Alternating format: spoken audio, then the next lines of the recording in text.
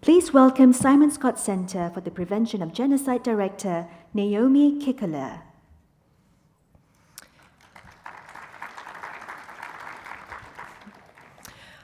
Thank you. On behalf of the United States Holocaust Memorial's Simon-Skjodt Center for the Prevention of Genocide, it is a deep honor to be able to participate today. As an institution that serves to preserve the history of 6 million Jews and others' experiences of what happens when religious persecution goes unchecked, today's conversation is critically important. Our institution is a symbol of the resilience of survivors, but we're also an institution that seeks to ensure that future generations do not face similar persecution. We know that prevention is possible, that early engagement to respond to emerging signs is a cost-effective alternative to waiting until mass atrocities have started. We know that processes and individuals within governments tasked with prioritizing protecting religious freedoms matters. We know that the voices of those who are facing daily threats must be heard, prioritized, and made central to strategies to protect and to advance justice. We also know that to act requires political will, and so often key individuals acting within governments to advocate for vulnerable communities against those who in their own bureaucracies argue that other interests, be they political or economic, take precedence over preventing mass atrocity crimes or crucially seeking accountability for them when prevention has failed or was never tried. This is a false narrative. And we know that when religious freedom is denied, when anti-Semitism, extremism, Islamophobia, and a myriad of other forms of discrimination against religious communities is allowed to fester, other vulnerable communities also will be at heightened risk and a state's prosperity and stability undermined. During the Holocaust, the persecution began with the targeting of the disabled, then focused on the Jews, the Roma, Jehovah's Witnesses, LGBTQ communities, and innocent others. We cannot allow apathy or indifference to prevail. It is my deep honor to introduce our panel of remarkable women who are going to explore how communities can overcome genocide.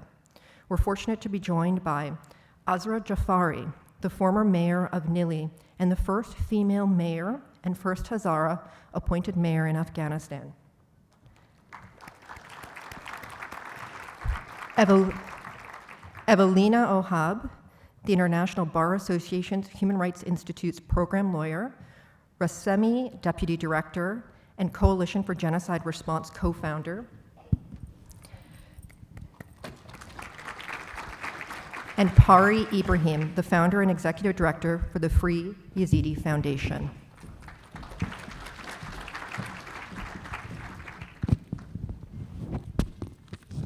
Thank you, ladies, for joining us for this incredibly important conversation. I thought it would be important just to ground our conversation in understanding what exactly are the risks that we're talking about, and what does it mean for the communities that today are confronting genocide. Azra, you yourself are representing the Hazara community. You are at risk of genocide, your community in Afghanistan. Would you mind sharing your thoughts on this? Sure. I think I have a small speech because we have a short time, so I would like to read it, whatever I have.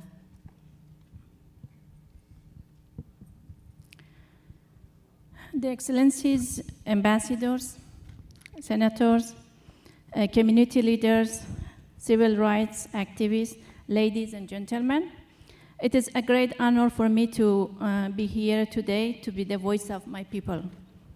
I want to pay my sincerest appreciation to the IRF community for giving me this opportunity. My name is Azra Jafari, and I was appointed as the first female mayor in Afghanistan. Afghanistan is the multi-ethnic country, predominantly Sunni majority. Hazara are mostly Shia with a different look compared to the other ethnic groups. And those have a significant contribution to the discrimination against them. I believe I belong to this minority group with a long history of facing social, economic, and political discrimination, and also mass massacre for over a century in Afghanistan. The genocide against Hazara was started in 1892 by King Amir Abdurrahman Khan. He belongs to the Pashtuns and majority, which caused the killing of over 62% of our total population, enslavement, forced labor, and selling the Hazara men and women and children in the slave markets. History kept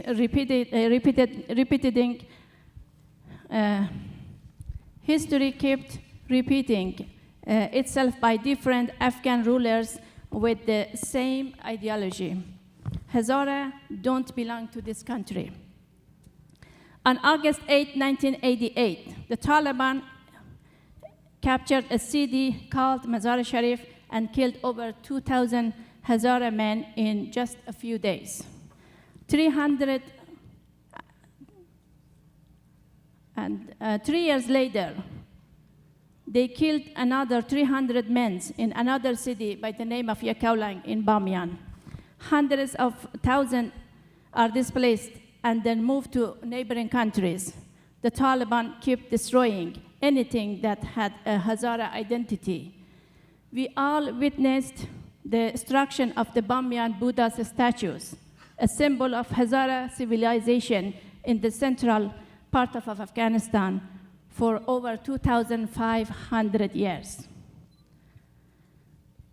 After 9/11 and the presence of the international forces and communities in Afghanistan, a new capture has begun to the country.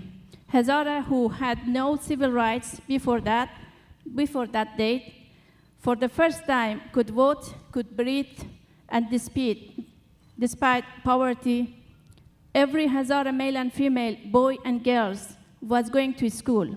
Hazara areas could see a school and library with minor facilities in every corner. Despite of all this discrimination and terrorist attacks in Hazara schools, universities, hospitals, districts, and cities, we tried our best to use this golden opportunity. We became the symbol of peace and resistance in education, sport, civil engagement, and democracy. But unfortunately, with the collapse of Afghan government in August 2021 into the hand of the Taliban, Hazara are again in danger of facing another genocide. Thousands are already lose their homes, displaced, tortured, and killed. We are facing another genocide. We are facing another genocide after 20 years again. And let's do something before it's too late. Please, let's do something for this community before it's too late. Well said, great Nelson Mandela. I say to all those leaders, do not look to other way. Do not hesitate. It is within your power to avoid a genocide of humanity. I think this is a very powerful sentence for my community right now. And it is time to recognize the genocide of Hazara in Afghanistan. And I am here for this reason. I want to recognize the genocide of Hazara in Afghanistan. Please, thank you. Thank you so much, Azra, for that. I don't think we could have a more poignant or powerful articulation of just how grave the situation is. And I think, sadly, we have others on the stage, including Pari, representing the Yezidi community, whose community also made a plea to the world close to a decade ago now, saying, please save us, we face genocide. Here we have an opportunity in the context of the Hazara. I dare say we have an added obligation, given how many governments, including Western governments, were involved in creating, as you said, that moment and that space where your rights existed and where you had an opportunity to flourish, and then the tragic, very quick, rapid descent into the situation that your community is facing right now. Ewelina, when we talk about what states can do, how governments can respond to the threats that Azra just mentioned, you've been very much involved in leading some of the efforts, especially marshalling legislatures, parliaments to respond. What can be done? Thank you very much, Naomi, and a big kudos to all the organizers for bringing us all together. Of course, when we talk, for example, about the situation of the Hazara in Afghanistan, we are currently talking about the serious risk of genocide. And of course, the US Holocaust Memorial Museum produced a briefing about the situation of the Hazaras, sending a clear message to states that the community is at risk of genocide. And we need to act. And I think it's really important to emphasize our duties. And of course, under Article 1 of the Genocide Convention, we have the duty to prevent and punish. And what is really important about the duty to prevent is that we don't have to wait till we see a full-blown genocide. And the duty to prevent and the corresponding duty to act arises at the instant a state learns or should normally learn of the serious risk of genocide. So again, we need to identify the risk factors of genocide, early warning signs, assess the serious risk of genocide, and that's when we're supposed to be acting. But unfortunately, this is not happening. And one of the big problems is that not many states actually monitor early warning signs and risk factors. There are only few countries that do this important and foundational work to be able to and to be equipped to prevent genocide, which is shameful of 7 decades after the Genocide Convention that we are still not up to this important work to be able to prevent genocide. And we've seen that with the Yezidi community. We've seen the early warning signs years and years before 2014, and nothing was done. Now with the Hazara community as well, we've seen the same situation with the Rohingya Muslims in Myanmar, with Uyghurs in China. And this needs to change. And one of the things that we need to push for is really for states to have the monitoring mechanisms in place to be able to identify early warning signs, risk factors of atrocities to come, and to act. And it's not enough to have those monitoring mechanisms. We need to have comprehensive response plans that are tailored for the situations, and we need also ownership over the responses to genocide. So we need designated individuals at, for example, the Foreign Office or State Department or the equivalent that looks into the situation, and once the serious risk is identified, once the responses are identified, follows through. We cannot just drop and move from one situation to another, because again, that's what we've seen in recent years. After the Yezidi genocide, we moved to the situation of the Rohingyas, we moved to the situation in Myanmar, then China, Ethiopia, now Hazara to some extent, but never really following up on the situation and just moving from one to another, and we need to change that.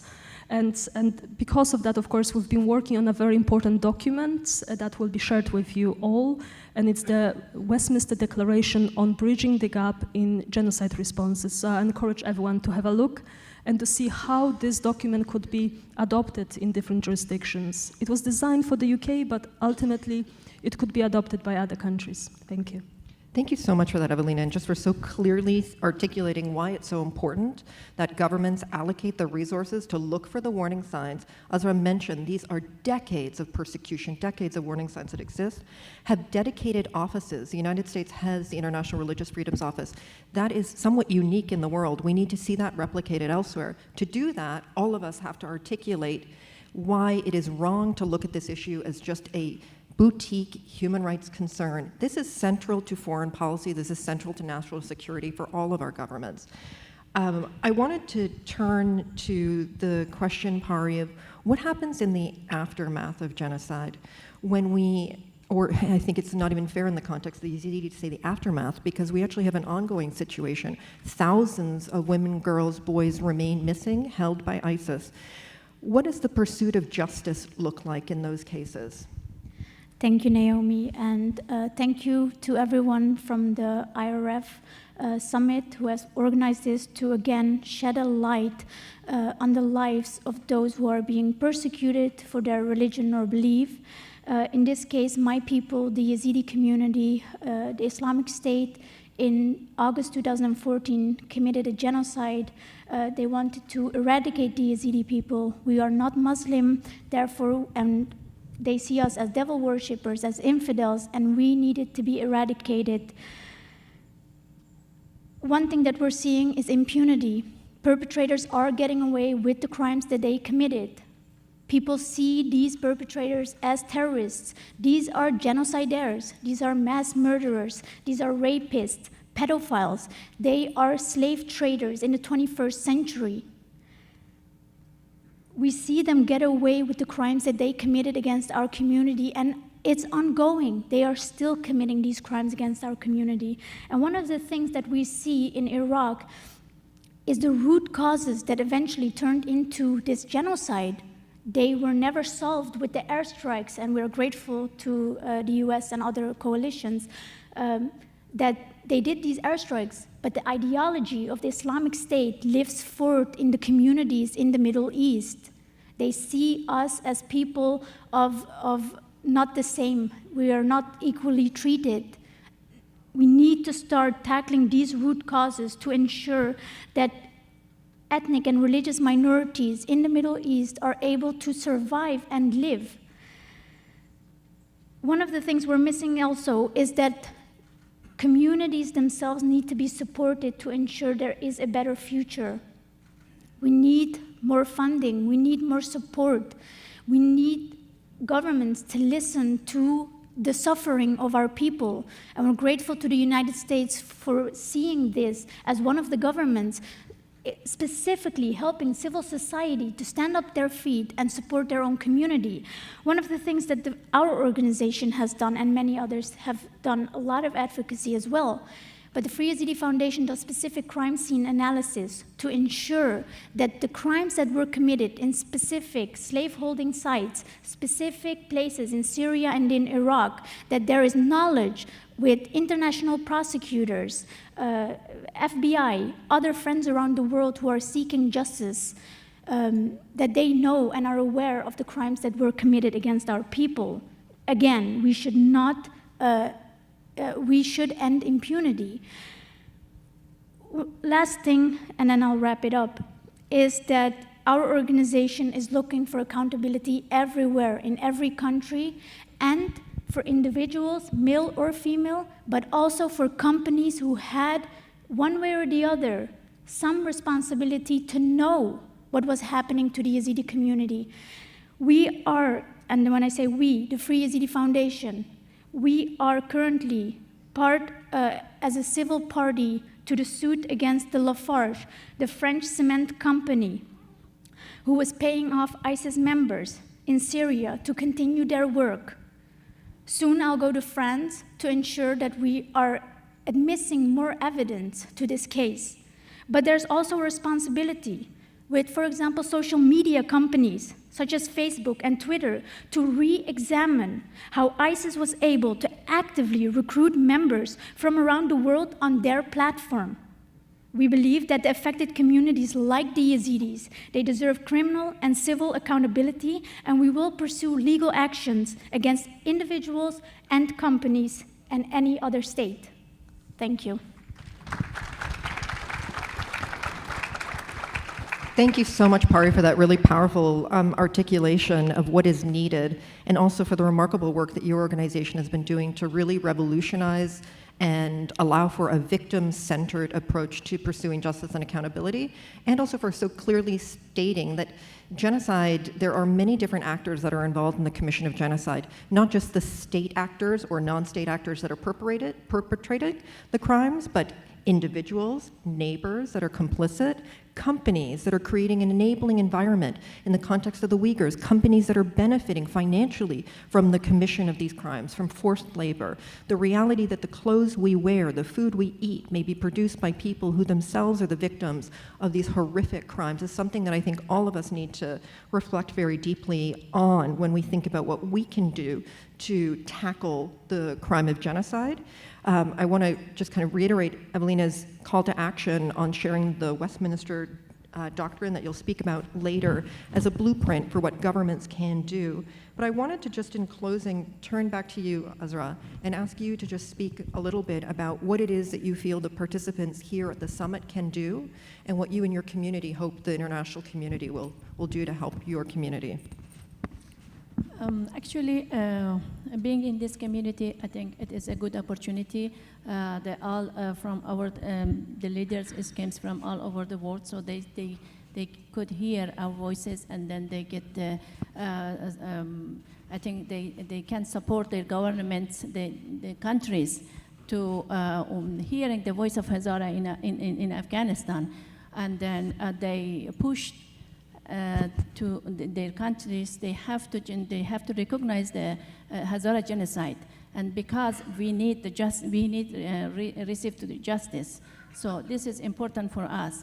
The government, U.S. government, and also other countries, they have to recognize the Hazara genocide and also support them and make an action plan for that. And this is, I think, this is the historic time for Hazara.